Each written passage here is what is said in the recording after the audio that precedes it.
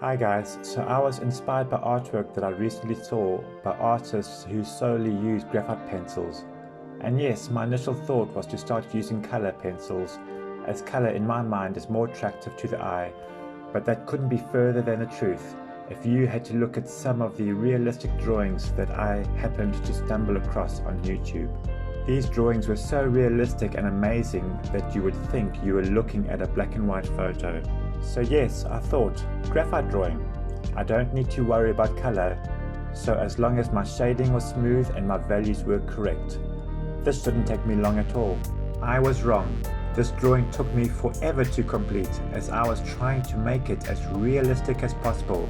However, along the way I discovered 3 things that I think will definitely speed up your drawing process and give you a smooth and polished finish. Number 1. As it has been a while since I last did some drawings using graphite, I found that I was treating my graphite pencils as if they were color pencils.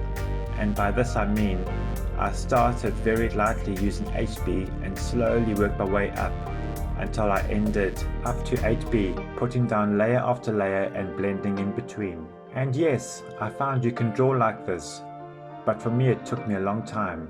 So the method that I have adopted is to draw in the facial features using an 8B pencil and then blend the skin tones using some tissue paper. In my case, I would put some graphite powder onto a separate piece of paper and with some tissue paper pick up some of this and rub it off onto the blank paper until it is almost not visible.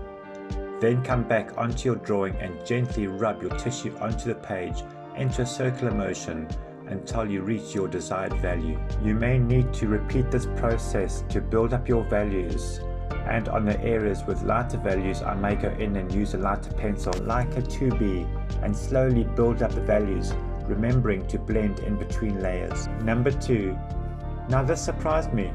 To get a very black background, put some graphite powder directly onto your drawing in the area that you want to make dark.